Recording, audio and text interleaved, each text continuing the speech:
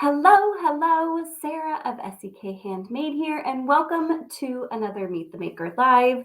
I'm so excited to have Natalie here with me tonight.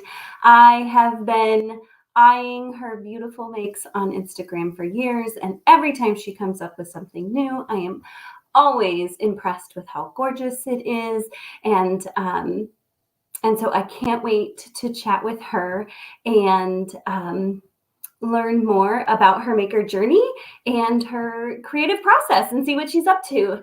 So let's add her now. Hello. Hello. How are you? I'm doing great. How are you today? Good. Did you get a bunch of snow today?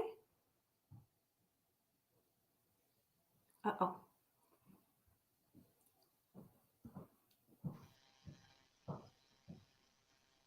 Can you Oh, hear me? I was up there for a little bit, but I think we're back. Okay.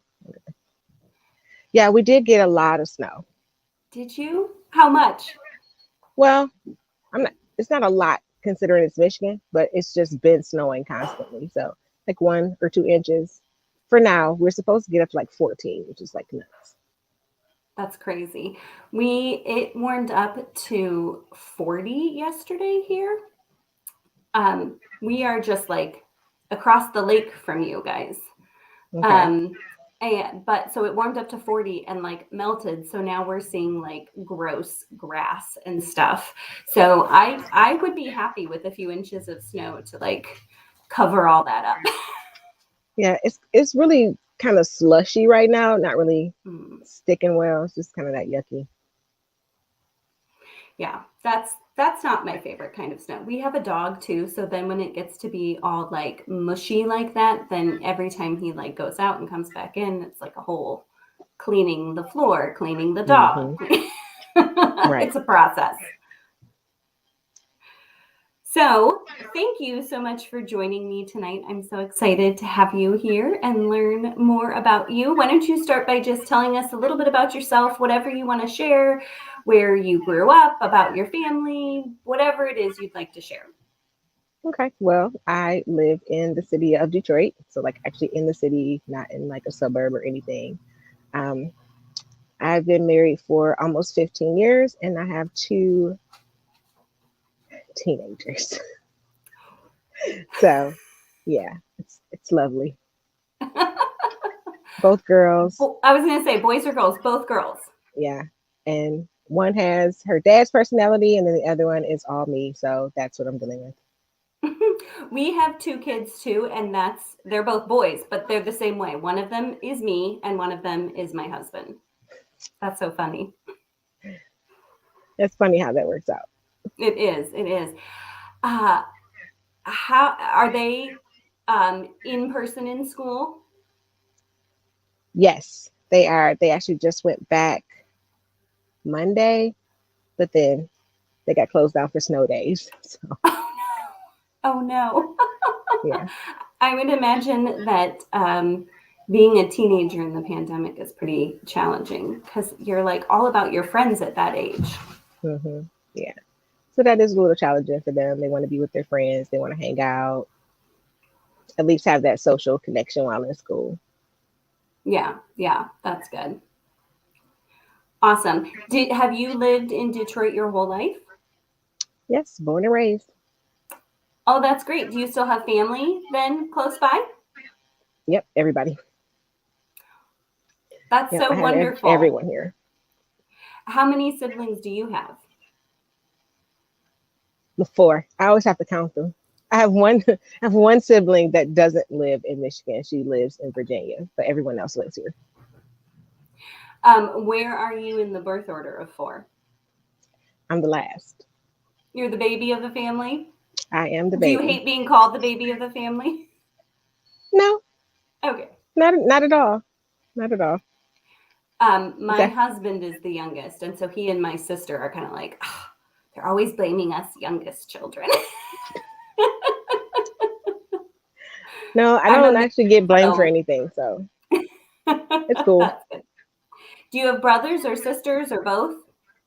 One brother, everyone else sisters. So he's the one that's spoiled. Oh, because he's the only boy. Where does he fall in the birth order? Right above me. Okay. Okay. Yep. So do all you girls dote on him, or is he spoiled mostly by your parents? He was spoiled by everybody, like every last one of us, even me, and I came after him. I love it. I love it. So fun. Um, so tell us a little bit about your maker journey. How did you learn your craft? When did you learn your craft? Who taught you? So I learned to crochet. I don't say crochet loosely because I just learned like the chain and the single crochet when I was about 5, and I was taught by a friend's grandmother, like a couple of doors down from us. So we were playing, and I guess being too busy. And she was like, I need to find something for you to do so that you're not all over the place. So she set us both down and taught us how to chain and do the single crochet stitch. But that was the beginnings of it. And I did it on and off for a little bit. And then, of course, when I became a teenager, I completely forgot everything and wasn't really thinking about doing it. It wasn't cool, you know, it wasn't cool at that time. And I actually picked it back up probably about 2012. I needed a Christmas gift. It was like a secret Santa, and it was at work. So one of my coworkers wanted a hat and scarf. Like I pulled her name, and she wanted a hat and scarf, and I couldn't find anything that I liked, even though it was supposed to be for her. I wanted to like it too. So I was like, "Oh yeah, I know how to crochet. I just make it for her, right?" I knew nothing about sizing hats. The scarf was fine, you know. The hat was too tight. She still wore it. So, That's but so that sweet. kind of that started me on back into crocheting, and I hadn't stopped since. Had you made, when you were a child, had you made anything specifically, or had you just kind of like made some No, rows? just rows, endless rows. I I love it. never actually So made anything. did you then when you picked it back up, did you just grab a pattern and get going, or did you watch YouTube videos? Oh, YouTube University for sure. Like that was the thing. So I was like, all of these videos now on YouTube. I'm gonna watch and learn everything, and that was awesome. And then I found Tunisian crochet, and then that was a wrap. That was a wrap for me. So the How obsession many began. how many years did you crochet before you found Tunisian crochet? Like two, Okay. two. But I didn't start like really getting into it. I would just use a simple stitch.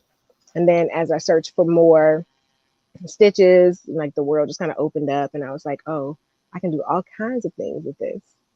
Yeah, it's So amazing. When I first picked up Tunisian, I thought it was all just like, kind of like the heavy thick fabric, but then like there's a whole nother world out there. yeah, it is. It is. It's But it's so much fun.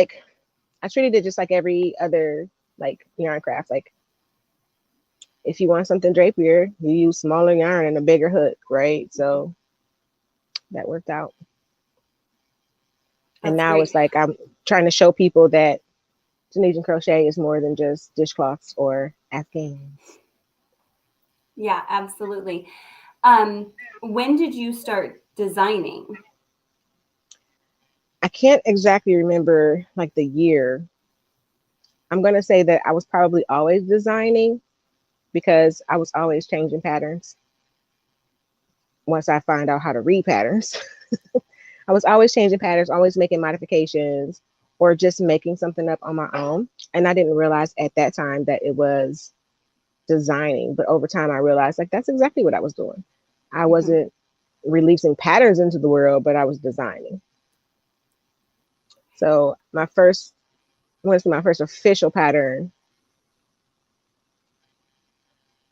I didn't look before this. I have no idea. That's okay. Maybe 2014. Okay.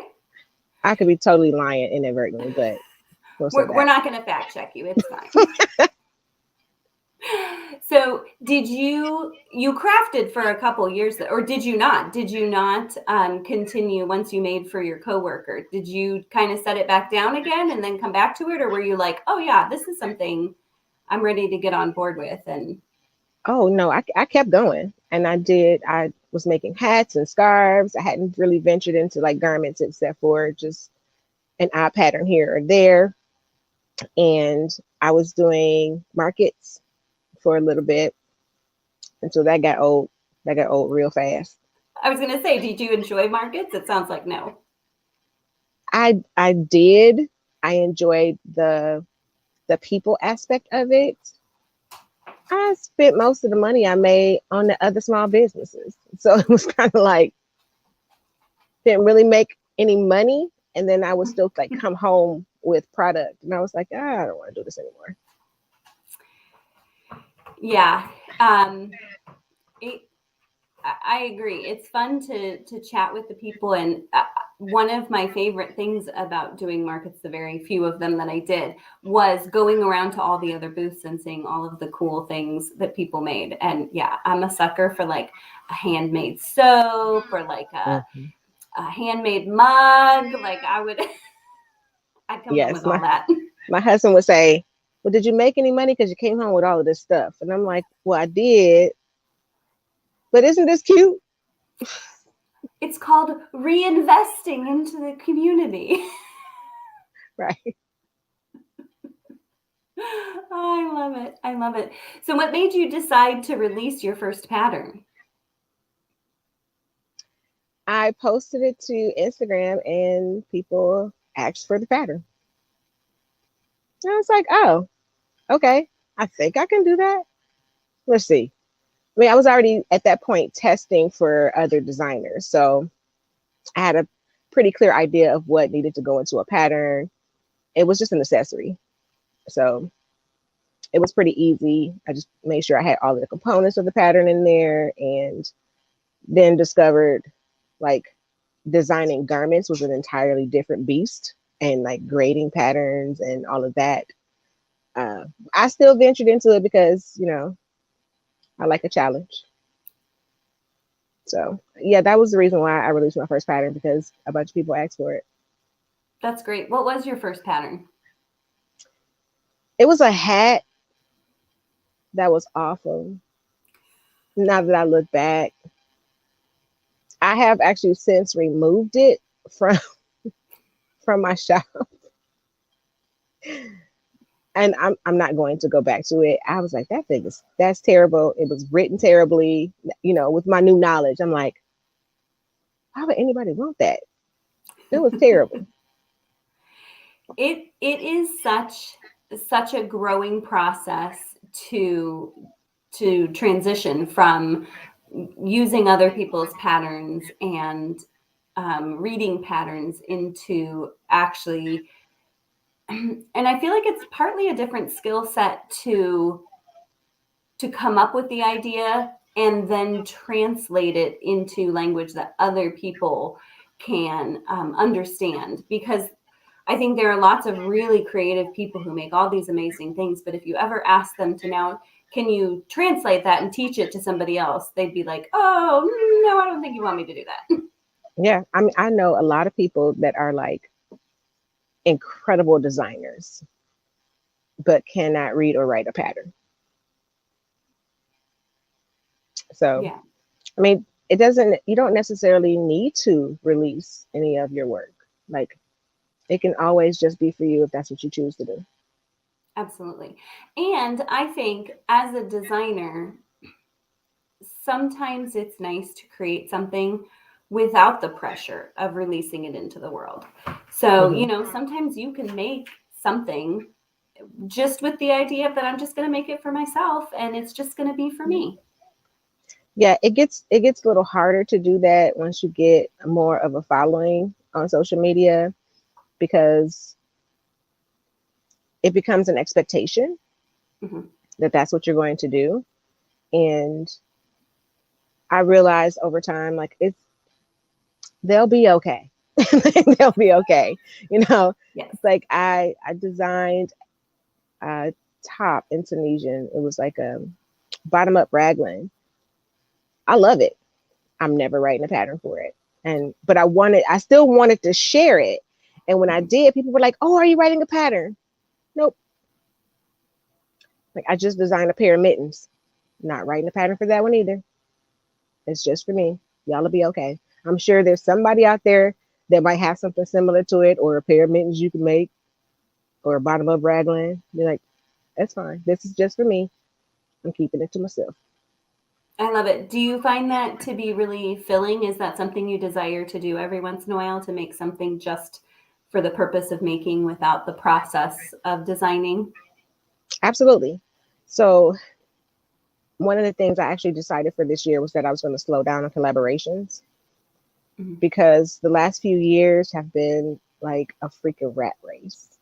And I found that things that I wanted to release as patterns that I designed, um, I didn't have the time to actually go through the process of writing the patterns and getting them tested and all of that.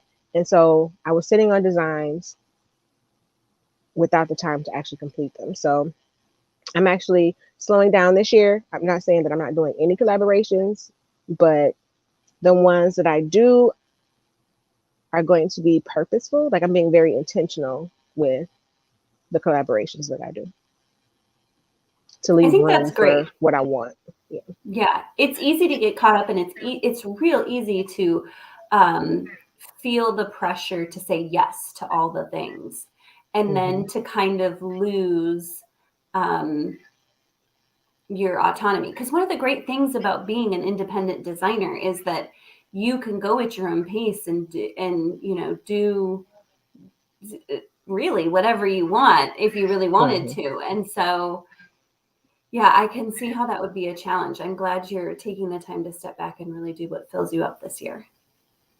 Yeah, I realize when I do put a pattern into testing, everyone's like, okay, well, what's the deadline? I'm like, when you finish it. Like, what? Like, yeah, when you finish it. Like, oh, people were like, no, no, no, we need to have a deadline. I was like, okay, so I'm gonna throw out this date because it makes you more comfortable. Mhm.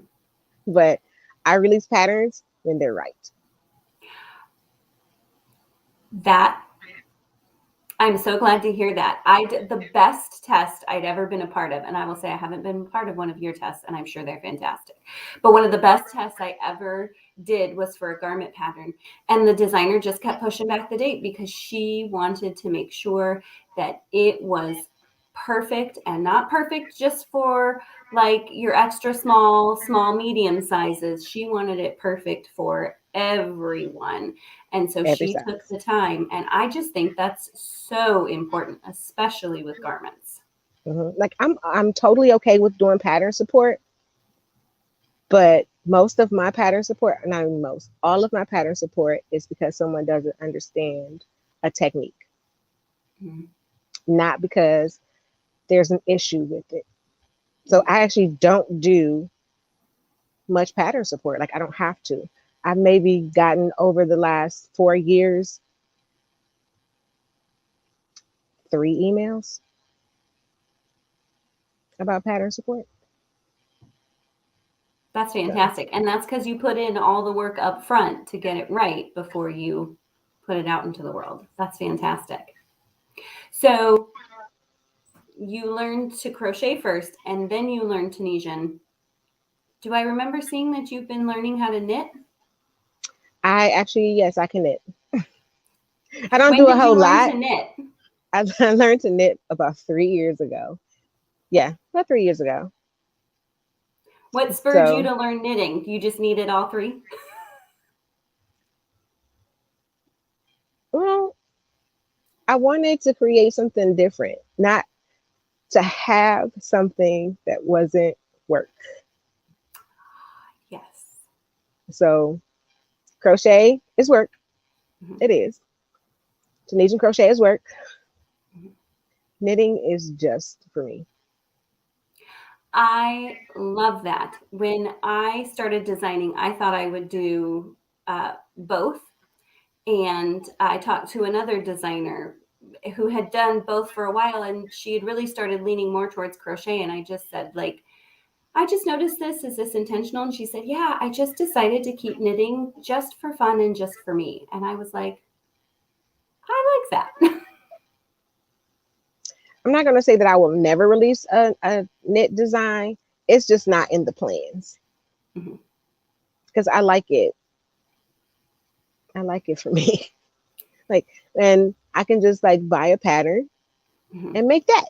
And I don't have to think about it. I don't have to worry about like grading or anything like that. Like the only math I got to do in a pattern on somebody else's pattern is if I want to make modifications to it. Mhm. That's it. Yeah, and it's fun to sit down with a finished pattern. I really enjoy pattern testing, but when you're testing everything that you do, you really need to be precise about it Mm-hmm. and make sure that you're paying really close attention. When you're working with a pattern that's already done and you've purchased it, then you can Just just make. follow it and make mistakes and make modifications and Mm-hmm. just have fun. But I did recently test a pattern, and that experience was great. I haven't tested it in years. It was awesome That's because I wonderful. was all I have to do is follow my size. It's great. It was a great. That's It was wonderful. a great. It's a great pattern, so it was good. And then any adjustments that I needed to make, just ran it by the designer, and she's like, "Yeah," because I'm like my torso is really short because I'm only 5 feet tall, so I don't have a lot between my underarm and my waist. So it's like, okay, well, I can't do all the rows you have in here. Is that cool? I'm like, yeah, it's fine. Yes, I'm pretty short. I'm yeah, fairly short myself too. And I tested a sweater pattern and same thing. I was like, I could do 5 rows of like the cable repeat, like you indicate in the pattern, but mine will be a dress. Right. So fun. Yeah, Did so you that was fun. find that that Tunisian helped you learn to knit? No, no. A lot of people say, oh, it's a like a mix between knitting and crochet. The only thing that's really similar is like some of the stitches have similar names, and you're working with live stitches. That's Yes. it. That's it. So Yeah. I had to learn how to read my stitches in knitting, just like I learned how to read my stitches in crochet and Tunisian crochet. They're constructed differently. Yes. Yep. Absolutely. Absolutely. So, tell us a little bit about your business name. Did you have a hard time coming up with it, or was it something you were just like instantly in love with? Oh, there were a few names. There were a few terrible names. I went through maybe 3 or 4 names for my business, and my husband and I were talking about actually moving at one point in time, like moving out of the city. And he was like, I'm never leaving Detroit. I'm like, okay, well, I guess this is where we're gonna be at. And at the time I was sitting on the couch frogging a project. And he was like, what are you doing? And I was like, well, I'm starting over. And he was like, why? Because I don't like it. He's like, that's probably like 2,000 knots. I can't believe you're taking out all of those knots. And I just looked at him and was like, that's it. He was like, what? I was like, that's my name. He was like, I was like, Detroit Knots. That's my name. So that's actually where it came from. I love it. That's fun that your husband had a little piece in it. Yeah, it was really funny. He was mortified that I was frogging the project. And that's just kind of like what I do. Like, if it's not right, if I don't like it, if I change my mind, I'm frogging it. Yeah, I think that's very scary, especially to non yarn crafters, to see all the Yeah, unraveling. yeah, it still freaks him out a little bit.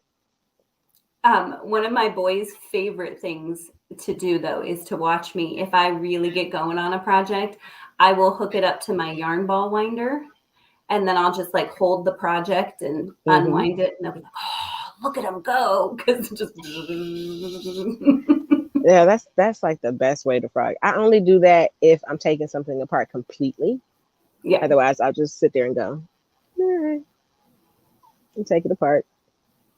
yeah. That's not the most accurate way to frog. I don't recommend like yanking out a couple rows like that. That's fun. So tell us about your latest project that you finished up. Well, I've actually finished a few things. Okay, tell us all Um, about all of them. I love Nothing is out yet. it. So I'm actually wearing one of them. So this not this. This is Luna 2.0. But the sweater is the sweater. That's the name. I'm still not really sure about that, but people are like, it's fine. I was like, it sounds pompous because when I started making it, I didn't have a name. And so with my friends, I would always just call it the sweater. Like I'm still working on the sweater. And then I posed that question on Instagram one day and I was like, it's the sweater. And somebody was like, is that the name? And I was like, no. It's like, that should be the name. I'm like, doesn't it sound pompous? Like the sweater. And then somebody else was like, no, not the sweater, the sweater. And I was like, okay. It stuck because I still couldn't figure out anything else to call it. So it's the sweater. And this is the DK weight version, long sleeve. And then the first one I did was actually a finger and weight short sleeve version. I don't know if you can see that. That's it. So the awesome thing about this one is they're both Tunisian crochet, obviously. And I figured out a way to put short rows in to bring the front of the neckline down. So I'm super excited about getting this out into the world when it comes. So there'll be two different patterns because I'm going to put the finger weight version in testing first since we're coming into spring, and then the DK weight version will come later in the year. Yeah, And that'll be a great summer sweater. yeah, and then another pattern that I made forever ago and just remade, and I'm going to put into testing now that I actually have time to do these things, is the Calm Cardi. So this is actually regular crochet, and I love this one Mm-hmm. because it has sneaky pockets. That's the So I don't know best. if you can see, but the pockets are actually integrated into the ribbing this way, the ribbing and the collar. That is so cute. Yeah, I saw a picture on of that on your feed a while ago, and it is just so cute. I think it's either been a year or it's been 2 years since I made the original version of that and never released it. So I'm actually almost finished with writing the pattern and then it'll go into tech editing and testing, hopefully in the next week. Oh my So goodness, I'm that's so excited. exciting. Okay, I want to go back just a second to the sweaters. The sweaters. Are they going to be, is it going to be the sweater and like the sweater light? So it'll be, no, it's going to be the other way around. So it'll be the sweater and then the sweater DK. Perfect. I love it. I love it. Okay, I wanted to touch back. You said you figured out how to do short rows. Can you explain to people who don't know what short rows are why that's important to the fit of your sweater? Oh, sure. So if if you think about your back, so your back is not actually straight, it actually slopes a little. And so to take care of to bring the back up further, to cover the slope going over your shoulders and to bring your neckline down in the front so that's not choking you, you put in short rows. So basically short rows does that. It brings the back up and the front down. And then you can just connect it to make the rest of your body and it'll be permanently that way. So no sweaters that choke you. That's wonderful. That's we are not boxes. No, we're not boxes and we're not straight up Mm-mm. and down, front and back. So we need to put in techniques or, things that help form our clothing to our bodies. Yeah, yeah. And if you, not you, Natalie, but generally speaking, if you hold up a sweater or a sweatshirt that you just buy from the store and lay it flat, you'll notice that the back comes up higher and the neckline in front comes a little lower. So Yeah. if you're not accommodating that, which is done with short rows, then it doesn't fit like a store-bought garment, which go buy Natalie's because they are, and it'll be amazing. Well, I'm hoping so. I'm hoping so. Oh, I'm sure it'll be great. And we know you're going to work at it until it's exactly right. So it'll be fantastic. Absolutely. So exciting. So tell us about your shawl. Oh, so this is Luna 2.0. So it's 2.0 because my original Luna is in DK weight and both are made in Montana crochet yarn. So it's just like, really goodness. And so after I made the original and that pattern was an absolute success, I had a few people message me asking if they could substitute fingering weight. And I'm like, yeah, you can. Just, be mindful of your yardage. You might have to take a few rows out here, but other than that, you should be able to do it. And so after, I think maybe like the third email about substituting fingering weight, I was like, Ashley, there needs to be a fingering weight version. And she was like, I'm in. So that's how Luna 2.0 was born. I'll take it off so you can see. Well, I'm not gonna take it all the way off because it's cold up here and I need some warmth. So I wear it a lot, so it's curled up on the bottom some more, but it's a fingering weight and it is a crescent shape. There is lace on the bottom of it, but it's mostly Tunisian simple stitch. So very easy. There's some yarn over increases in it, fading techniques, and Tunisian lace, which is a very simple lace to do anyway. But it's all about color and texture. And I love it. It's so gorgeous. It fades so beautifully between those colors. Thank you. I mean, the colors are Ashley. That's all Ashley. But the fading techniques help, smooth the colors through. Mm-hmm. Yeah. It's a totally different way to play with yarn and colors in Tunisian than it is with straight crochet. It is. It definitely is. Because you can change colors, forward pass, return pass in the middle of your rows. It's all endless. I love it. I love it. So you also teach, right? Am I right in thinking that your day job is not teaching though? No, my day job is not teaching, but I do teach Tunisian crochet with Vogue. It's like every other month or so. I usually announce when I'm teaching classes, and that's Tunisian crochet as well. But my career is actually in early childhood education. Oh, okay. I am kind of teaching. Well, I'm in administration now, so it's not in the classroom. I used to be in the classroom, and then things changed, and I'm in administration now, and I work for Head Start, so the babies. Oh, that's awesome. When you were in the classroom, what level did you teach? I had all of them. I've been doing it for a while. So I had infants up to kids that were getting ready to go to kindergarten, just over the years. Mhm. That's fantastic. So what kind of classes do you teach with Vogue? Do you teach a beginning class or do you teach more advanced techniques? I have a few different ones. So I do teach beginning Tunisian crochet, which is just the basics. And then I have a class called Beyond the Basics where we go into more stitch patterns and color work. And then I teach mosaic Hmm. Tunisian crochet and then lace and cables. And I'm working on developing a couple of more classes, so we'll see how that goes.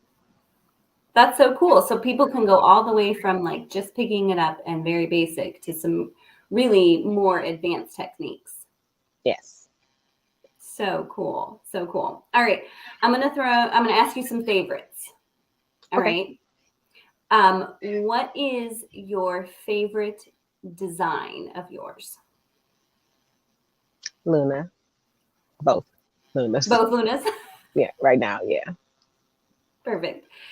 What's your favorite place to work? I have a really small house, so I really only work in one spot. Like I have a corner of my couch that has like a permanent butt dent in it from where I sit all the time. And then like the corner next to me is like full of stuff. So that's it. That's where I go. And your family knows that's your spot and nobody else sits there. Yeah, well, occasionally I find a cat sitting there, but most of the time nobody else is in my, well, no, that's not true either.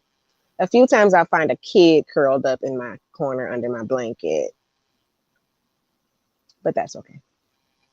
I love it. How many cats do you have? I'm just gonna say too many and leave it at that. I love it. I love it. You're a cat person then? No, Who in your not at all. family is a cat person? Not at all. Everybody else that lives here. I love it. I love it. What's your favorite yarn to work with? Weight or brand or whatever? I'll just say my favorite weight is DK. Mm-hmm. I have no, I'm not gonna say I have a favorite brand because I'm still like going through them all, trying to I was gonna anyway. say, there's so much But good stuff out there. How could you there's pick? a And lot. I, There's a I, I lot. don't think I'd ever want to pick just one. Right. I do have an obsession with Lion Brand jeans though. Mm, Yeah, that's a I good do. one. Nice and soft. Mm-hmm. What is your favorite? Do you have a favorite fiber to work with? Wool, Mm-mm. acrylic, all Nope. of If them? I can make something out of it, I love it. That's fantastic. What is your favorite hook to use? Like size hook or brand Brand, hook? whatever. I use my Tunisian crochet hooks for everything because I switch between projects and I don't have to like go get another set to work on something. Mm-hmm. I just take the cords off and keep going. Mm-hmm. I use two different Tunisian crochet sets. So I use one by Vicky Howell, her Okay. Aqua Tunisian crochet set, which is Mm-hmm. awesome. And then Knitter's Pride Gingers. Those are gorgeous. They are some sexy hooks. Absolutely. Absolutely. Um, what do you like to drink while you work? If I'm just making something, I'll drink some beer because I don't have to have a clear mind for that.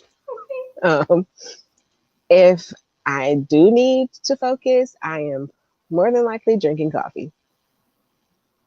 Are you a coffee all day person? I am, and I drink black coffee. I put nothing in it. That usually grosses people out, but I'm like, if you put I stuff think in it, you can't taste the coffee. yeah. Yeah. It doesn't need all that extra stuff if you got some good coffee. Mm-hmm. Are you an early riser or a late to bedder? I'll say I'm an early riser only because, like, I got a job. I have to get up. So I'm usually out really early. If you didn't have to be, would you rather stay up late? Yes. But I can't make it. Like I can't make it past a certain time. Like usually around 9 o'clock, I'm like, okay, I'm faded. Yep, I feel you there. What's your favorite color? Orange. I love orange. Any shade of orange, any hue of orange. It could be copper. I'm calling it orange. What's your favorite season? Fall. Have you met any makers whose favorite season isn't fall? That would surprise me. Yeah. I don't like to be hot. Mm-hmm. Even though I live in Michigan, I don't really like snow. Just fall because it's like the best of like everything. Yeah, and lots of orange in the fall. Yes, exactly. But I will wear orange all year round. I do not care. Oh, no. Some people are very seasonal about their colors. Like you only wear these, you must wear pastels in the spring, you must wear warm colors in the fall. No. I have my favorite colors and I will wear those all year round, no matter what. Yeah, I don't think colors have seasons. Like they don't know anything about seasons. It's a color. Right. What are we doing assigning special places for colors? They can be wherever they want. Exactly. I love it. Do you have a favorite type of item to make? Garments. I love making garments. I love creating things that fit well and that I could just throw on because yarn does not need to be ironed. Yes. It's awesome. So, do you wear a lot of your handmade garments regularly? Oh yeah, I wear everything. What's the point of me making it if I'm not gonna wear it? Mm-hmm. Yeah. I keep trying to tell myself that if something like really bad happened to it, I could also remake it if I had to. Yeah, you can always remake things. Mm-hmm. Yeah. I will admit I have a little fear around wearing my garments because I put so much time into them. I'm always like, what if I like snag it the first thing out the door? You can fix it. You can fix it. Yeah. I need to become more brave. Yeah, wear it. Show it off. So somebody can ask you where you got it from.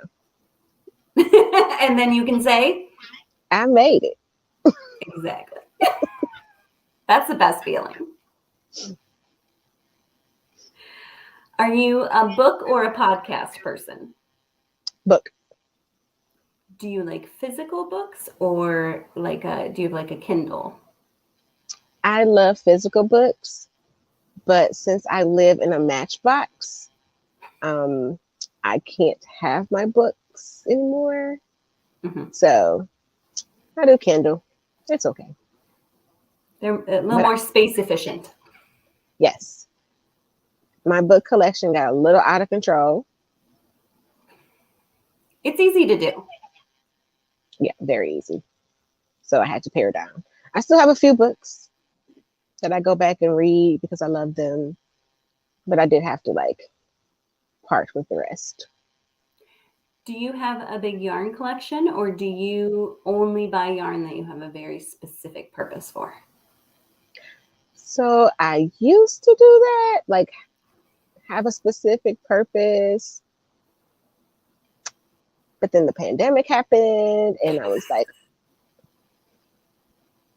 I did not have a stash before 2020, like nothing. And now I have probably 3 to 4 bins of yarn. I'm not ashamed. I am not. I mean, obviously, I don't think you should be. um, I'm impressed you made it that long with just not a giant stash. So, Well, I have an allergy to certain wools and like 100% like non superwash wool. mm-hmm. I can't use cashmere.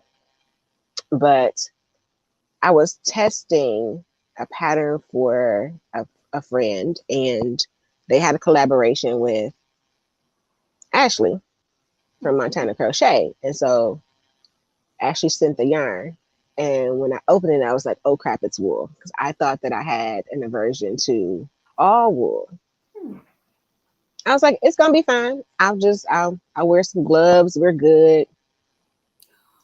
But I couldn't help it, because if anybody knows Montana crochet yarn, it smells delicious and you have to sniff it. And so I did. I was just like, and then after that, I was like, wait. A moment of panic, like. Yeah. Then I was like, wait, nothing's happening. So I took this skein and I was like,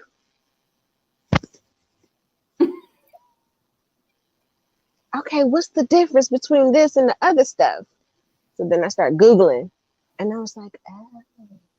So when I realized that I can use superwash wool, I lost my mind.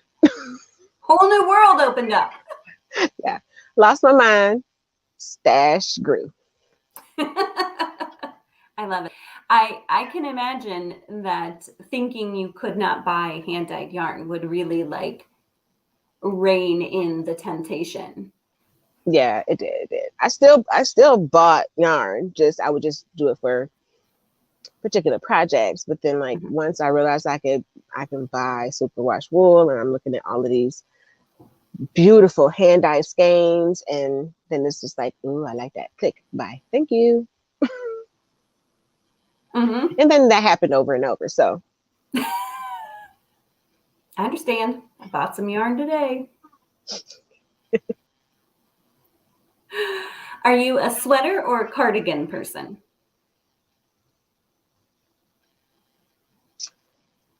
I'm gonna say sweater. No, I'm not gonna say sweater. My friends are watching this, and then they'll be like, "Yeah, right," because I literally wear my calm Cardi every day. I wear it like it's a bathrobe. I get up, I put it on. Like it's just, especially with me working from home. I'm pretty sure my coworkers are tired of seeing it on Zoom because I wear it. I just throw it on automatically. So I'm gonna say I'm a cardigan person, or at least I'm a this cardigan person. That's your favorite one. Yeah. I love it. When you reach for a snack, do you reach for sweet or salty? Salty, even though I'm not supposed to have it. Oh. Well, you can have the no self-control with the yarn and maybe a little more self-control with the snacks then. Well, my husband found me some low sodium chips, so that's that good. Sounds good. That sounds good. Which is worse, swatching or weaving in ends?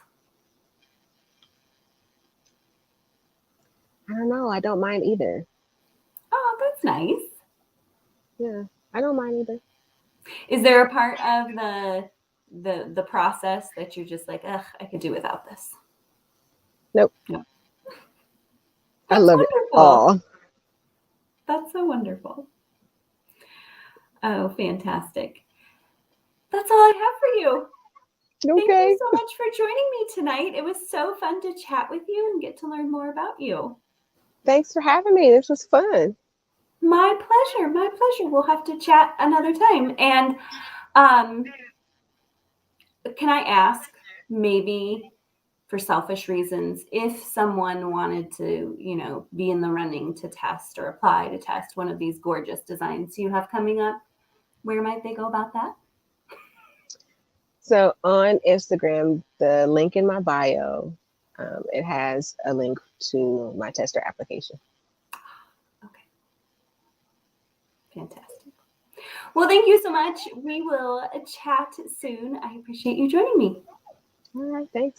Bye. Bye. Have a good night. So much fun chatting with Natalie. I hope you will check out the description below for links of where to find Natalie and check out her gorgeous patterns, and go find her on Instagram at Detroit Knots so that you can sign up to be a tester in the future. I would love it if you would like this video, subscribe to my channel, and hit the bell for notifications, and then you won't miss out on any more Meet the Maker interviews. I have several more coming up that I'm super excited about. So thank you so much for watching, and happy crafting.